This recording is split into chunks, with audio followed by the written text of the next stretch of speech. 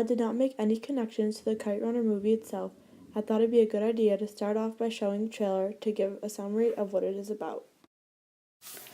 I became what I am at the age of 12 on a frigid, overcast day in the winter of 1975. I remember the precise moment, crouching behind a crumbling mud wall, peeking into the alley near the frozen creek. That was a long time ago, but it's wrong what they say about the past. I've learned about how you can bury it, because the past clouds its way out. Looking back now, I realize I've been peeking into that deserted alley for the last 26 years. As this is the opening paragraph of The Kite Runner, it is very significant to the book as a whole.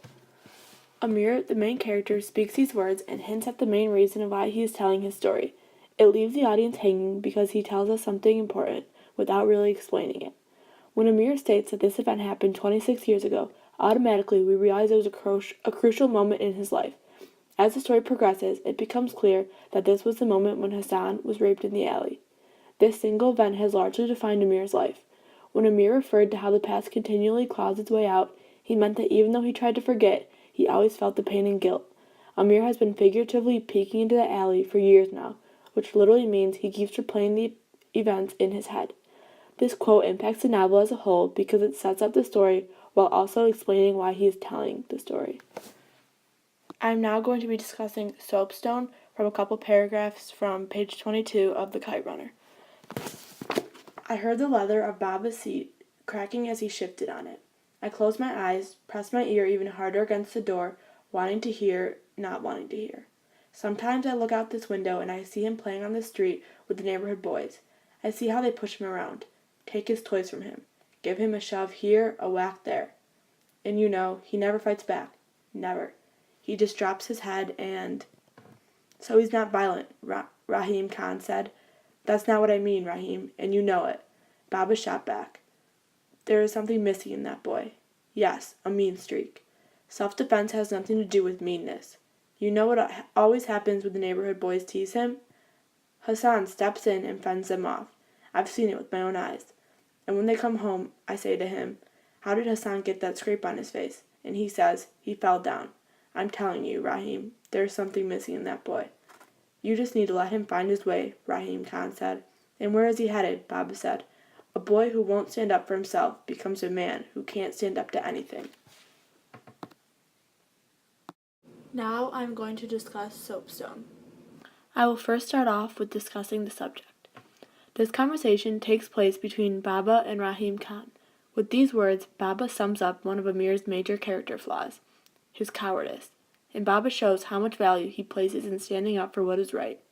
Baba is reluctant to praise Amir, largely because he feels Amir lacks the courage to even stand up for himself, leaving Amir constantly craving Baba's approval.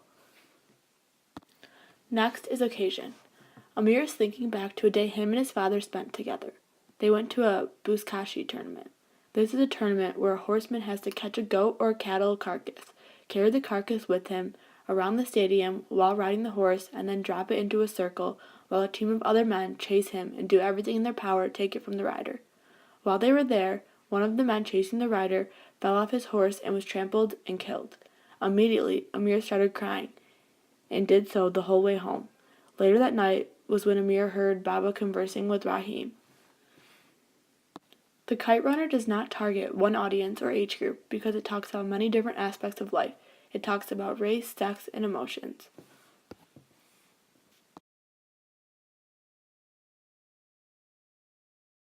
The purpose of these couple of paragraphs is that Baba is explaining to Rahim how he wishes Amir would be more like Hassan. He wants a son who stands up for himself, is brave, and most of all fights back. The speaker of these couple of paragraphs is Baba, Amir's father. He is expressing his constant disappointment for his son Amir. The tone for these specific paragraphs is disappointment. Baba is disappointed that Amir is weak and never willing to stick up to people. There is also a sense of regret. Baba almost makes it seem as if he wishes Hassan was his own son. He sees the way how he sticks up to kids, and he wishes Amir would be more like him. In more aspects than one, Hassan and Baba are very alike, which is why Baba sometimes wishes he was his son.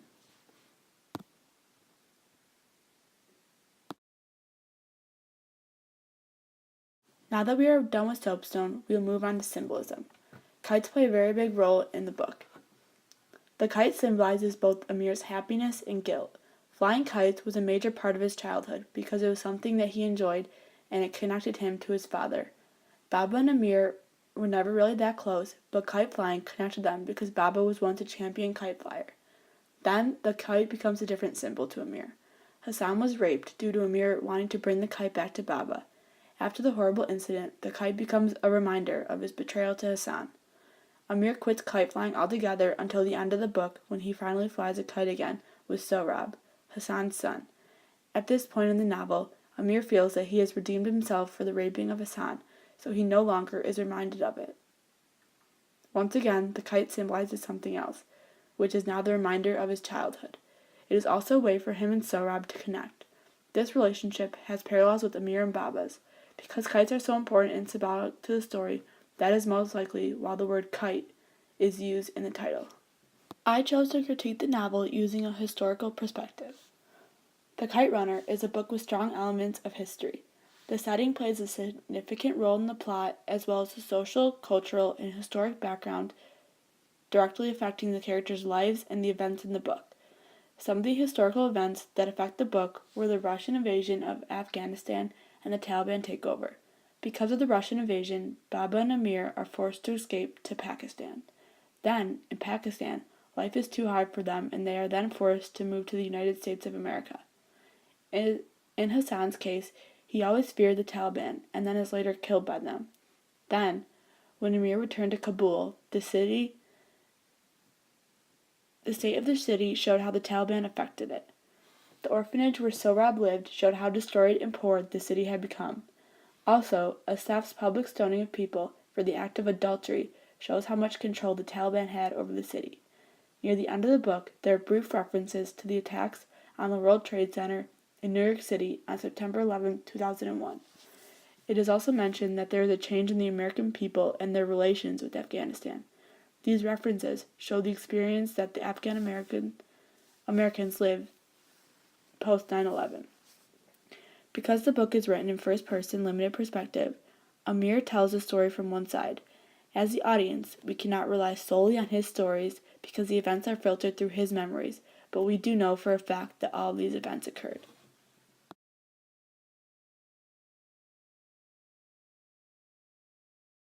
With the book The Kite Runner. As a young adult, like Amir, I too have made decisions in my life that I do regret. Obviously, not as big as standing by Hassan, watching him get raped, and doing nothing about it, but I definitely have made decisions that have slightly altered my life. As kids, we make many decisions that we regret later on. We always try to do the right thing, be brave, make our parents proud, or do things so that our friends accept us. There are so many goals set and people to please that we cannot avoid messing up every once in a while. Then, when we do make a mistake, we have to live with our results and especially the guilt. But every day is a new day and another day to better ourselves and the people around us. Just like Amir, I try to make the right decision, but once in a while, I too mess up. The good thing about life is that we can learn from these mistakes just like Amir did.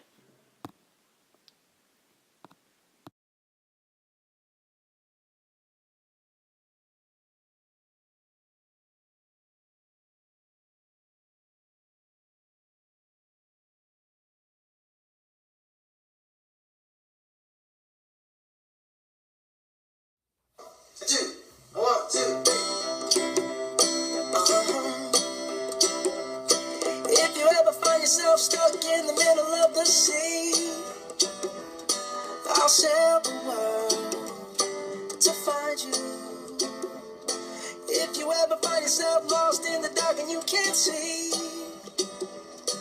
I'll be the light to guide you. Find out what we're made of when we are called to help our friends in need. You can count on me like 1, 2, 3, I'll be there. And I know when I need it, I can count on you like 4, 3, 2, you'll be there. Cause that's what friends are supposed to do, oh yeah. Ooh, ooh, ooh.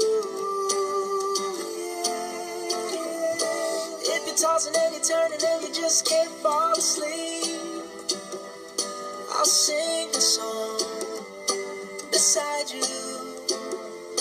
And if you ever forget how much you really mean to me, every day I will remind you.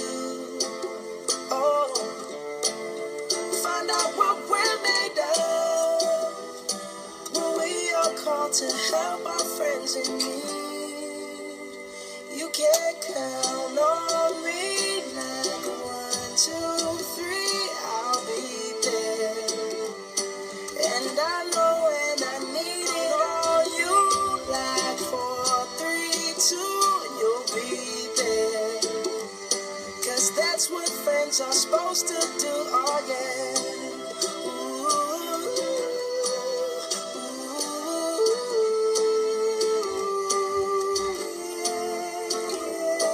You'll always have my shoulder when you cry. I'll never let go, never say goodbye. You can count on me like 1, 2, 3, I'll be there. And I know when I need it, I can count on you like 4, 3, 2, and you'll be there. 'Cause that's what friends are supposed to do, oh yeah. Ooh, ooh.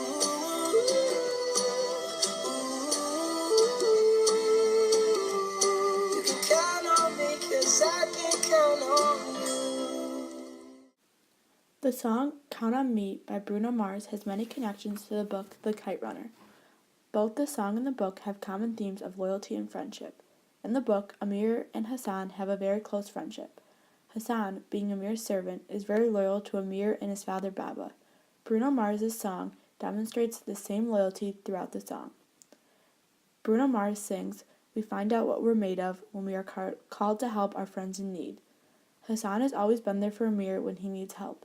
When Amir and his father fled the country, Hassan took care of their house. Amir never had to doubt Hassan's loyalty and friendship, but the same could not be said for Amir. Unfortunately, Amir could not do the same for him in the alley. It shows their different characters. Hassan is always loyal, while Amir is sometimes cowardly. In the end, Amir finally is there for Hassan when he risks his life to take care of his son, Sohrab. They soon realize they can count on each other, but unfortunately, Hassan has died already. As children, the one thing Hassan could always rely on from Amir was playing with him, sharing stories, and sharing knowledge. They both risked their lives for each other. Hassan stayed in Amir's house and died because of it, and Amir risked his life going back to Sohrab. In the end, they were very loyal to each other, and the song Count on Me shows similar themes.